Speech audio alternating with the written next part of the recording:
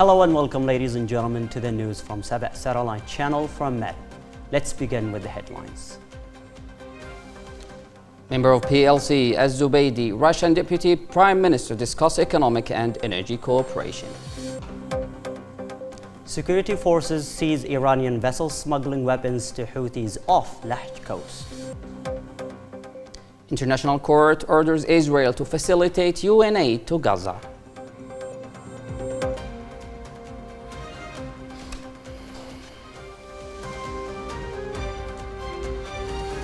Welcome once again, and here are the details. Member of the Presidential Leadership Council, Major General Aidarus Az-Zubaydi, held talks in Moscow with Russian Deputy Prime Minister for Energy and Economic Affairs, Alexander Novak, to enhance bilateral cooperation and explore new avenues for economic and development partnerships. Discussions focused on the current economic situation in Yemen, efforts to restore stability, improve public services, and rehabilitate infrastructure, in addition to reviving the Joint Ministerial Committee overseeing economic and investment affairs between the two countries. The meeting also explored opportunities for cooperation in energy, oil, agriculture, fisheries, and infrastructure aimed at promoting sustainable development and attracting Russian investments to Yemen's growing market. General Az-Zubaydi emphasized that economic recovery and service provision remain top priorities for the Presidential Leadership Council, highlighting Yemen's promoting investment potential. For his part, Deputy Prime Minister Novak praised Yemen's efforts to strengthen bilateral relations, affirming Moscow's readiness to expand cooperation and support development projects that serve the interests of both nations. Prime Minister Salim Saleh bin Buraik has received a written message from His Highness Sheikh Mohammed bin Rashid Al Maktoum, Vice President of the United Arab Emirates, Prime Minister and ruler of Dubai, concerning bilateral relations and ways to enhance cooperation between the two brotherly nations. The message included an official invitation for Prime Minister bin Buraik to attend the World Government Summit 2026 to be held in Dubai next February, bringing together global leaders, experts, and decision-makers from around the world. The letter was delivered by the UAE Ambassador to Yemen, Mohammed bin Hamid Al-Zabi, during a meeting in Aden that also discussed developments in Yemen and the region, as well as the follow-up on outcomes of the Prime Minister's recent visit to Abu Dhabi. Bin Buraik conveyed his warm greetings and appreciation to Sheikh Mohammed bin Rashid and praised the UAE's steadfast support for Yemen's government and people. Prime Minister Salim Saleh bin Buraik met today with the Turkey's ambassador to Yemen, Omar Al-Ashlar, to discuss ways to strengthen the long-standing ties between the two brotherly nations and expand cooperations in economic and development sectors. The meeting reviewed regional and international developments and reaffirmed the shared commitment of Yemen and Turkey to peace, stability, and mutual prosperity. Prime Minister bin Buraik praised Turkey's consistent support for Yemen's legitimate government and its efforts to restore state institutions, emphasizing the importance for Turkish contributions to Yemen's economy, recovery, and service improvement, particularly in health, education, and infrastructure. Ambassador Ashlar commended the Yemeni government's reform efforts and reiterated Ankara's commitment to peace and development in Yemen, expressing readiness to expand bilateral cooperation across multiple sectors. Prime Minister Salim Saleh bin Buraik praised the strong and historic relations between Yemen and People's Republic of China, reaffirming Beijing's steadfast support for the Yemeni people and their legitimate government in restoring the state and achieving stability. During his meeting with Chinese chargé d'affaires to Yemen, Chao Ching, the Prime Minister expressed the government's commitment to expanding cooperation with China, particularly in infrastructure, energy, and investment, while reviewing progress in Yemen's economic recovery program and related international support. Bin Buraik highlighted promising opportunities for Chinese companies to invest in key sectors, stressing that the government will provide all facilitations and guarantees to ensure success. He also called for the reactivation of bilateral agreements suspended due to the war. For his part, the Chinese envoy reiterated Beijing's continued support for peace and development in Yemen, commending the government's efforts to manage challenges and expressing readiness to enhance cooperation in areas of mutual interest. Minister of Foreign Affairs and Expatriates Dr. Shaya Azandani met today with the U.S. Ambassador to Yemen, Stephen Fagan, to discuss bilateral relations and ways to enhance cooperation between the two friendly countries. Meeting focused on regional security developments, particularly the threats posed by the Iran-backed Houthi militia to navigation in the Red Sea and the Gulf of Aden, and the risks these actions pose to regional and global stability. Minister Azandani also reviewed the militia's abuses against international and local humanitarian workers, including detention and incitement campaigns, describing them as blatant violations of international humanitarian law that require a firm international response.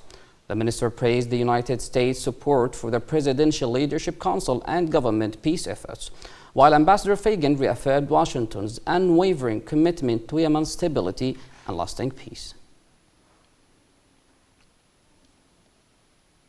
Minister of Foreign Affairs and Expatriates Dr. Shaya Azandani received today a copy of the credentials of Mile Robert Armitage, newly appointed non-resident ambassador of Australia to Yemen. Minister Azandani welcomed the ambassador and wished him success in his duties, affirming the ministry's readiness to provide all necessary support to ensure the success of his mission and to further enhance cooperation between the two friendly countries. During the meeting, the two sides discussed bilateral relations and ways to expand collaboration in areas of mutual interest. The minister praised Australia's continued support for the Yemeni government, including the designation of the Houthi militia as a terrorist organization under Australian law. Ambassador Armitage expressed his pleasure to representing Australia in Yemen and reaffirmed his country's support for peace efforts and its commitment to Yemen's stability, development, and prosperity. Minister of Public Health and Population Dr. Qasim Buhaybeh discussed with India's Deputy Chief of Mission to Yemen, Abu Mazen George, ways to enhance bilateral cooperation and build a sustainable health partnership to improve medical services and treatment opportunities for Yemenis. The minister praised the long-standing Yemen-India relationships, highlighting India's role in treating Yemeni patients and training medical professionals. He called for reviving and updating the 2011 Health Cooperation Agreement and launching joint projects to strengthen Yemen health infrastructure and capacity building. The Indian diplomat reaffirmed his country's commitment to supporting Yemen's health sector, expressing readiness to expand collaboration in training, medical exchanges, and facilitating treatment for Yemeni patients in India. Minister of Industry and Trade Mohammed Al-Ashwal discussed today with Ambassador Saqr Al-Muqbil, Chairman of the WTO General Council, ways to revitalize Yemen's membership and to enhance the participation and multilateral trading system. The meeting took place on the sidelines of the 16th UNCTAD conference in Geneva and focused on supporting Yemen's engagement in WTO meetings and logistical and financial challenges caused by the ongoing conflict. Minister Al-Ashwal reaffirmed Yemen's commitment to WTO principles and to building a transparent and open economy, highlighting government reforms to facilitate trade, improve the business environment, and maintain the flow of essential goods. He also praised the WTO's efforts to create a more inclusive and fair global trading system, particularly for developing and least developed countries. For his part, Ambassador Al-Muqbil commended Yemen's determination to stay engaged in the WTO and pledged continued support to ensure the participation of conflict-affected countries in the international trade framework. In Aden, Minister of Higher Education, Scientific Research, Technical and Vocational Training Dr. Khalid Al-Wasabi chaired a broad meeting to review the plans and programs of the Academic Accreditation and Quality Assurance Council, focusing on ways to improve academic performance across Yemeni universities. The meeting discussed the evaluation of public and private universities, their compliance with academic standards, and progress toward completing official licensing requirements to continue operations. Dr. Al-Wasabi emphasized the need to adhere to national and international quality standards implement reforms in accreditation procedures, and update policies for opening new academic programs. He called for strong coordination between the Ministry, the Council, and higher education institutions to strengthen institutional performance and achieve sustainable academic quality, reaffirming the Ministry's commitment to supporting accreditation initiatives across Yemeni universities. Yemen has urged member states of the Organizations of Islamic Cooperation to establish an Islamic knowledge portal for water management and create a national training center with Yemen's Ministry of Water and Environment to build local capacity. Speaking at the 5th Islamic Conference of Ministers responsible for water in Jeddah, Minister Tawfiq al-Sharjabi called for an emergency support mechanism to rebuild water and sanitation infrastructure in conflict-affected countries, prioritizing Yemen, and to expand Islamic financing tools like green sukuk and endowment funds. Al-Sharjabi warned that Yemen faces one of the world's worst water crises, with just 80 cubic meters per person annually, and reaffirmed the government's commitment to reforms ensuring sustainable and transparent water governance. In Lahj, joint security forces in Al-Madariba and Ras Al-Arda district seized an Iranian vessel named Boom, loaded with weapons and Iran-made products bound for the Iran-backed Houthi militia. A security source said the operation, led by Brigadier Hamdi Shukri, commander of the 2nd Giant Brigade, took place near Bab al-Mandab after close monitoring of the ship's movement as it attempted to infiltrate Yemen territorial waters. The forces arrested 8 crew members linked to a Houthi smuggling network. The seized cargo included a Cornet anti-tank missile, drone components, military-grade motors, and control cables, and 8 boxes of Iranian medicines produced by Sinagen, including the cancer drug Petrazomab, 420 milligrams per 14 milliliters, along with food and consumer goods from Iranian brands. Authorities confirmed the seizure as further proof of Iran's continued arms smuggling to the Houthis in violation of international resolutions and Yemen's sovereignty. The International Court of Justice has ruled that Israel, as the occupying power, must facilitate and secure the delivery of humanitarian aid carried by the United Nations and its agencies, including the UN Relief and Works Agencies of Palestinian Refugees, UNRWA.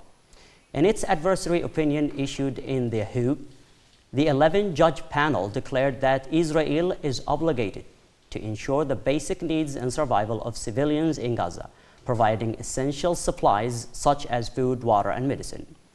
Court President Yuji Iwasawa stated that the ICJ found no evidence supporting Israel's claims that a significant number of UNRWA employees were members of terrorist groups. The ruling, while non-binding, carries significant legal weight and moral authority, clarifying Israel's duties as an occupying power. This is the 3rd ICJ decision related to Israel's actions in Gaza since the war began on October 7, 2023, following previous rulings that deemed the occupation illegal and ordered Israel to prevent acts of genocide. This has been the news from Saba Satellite Channel. Thank you for watching and have a good time.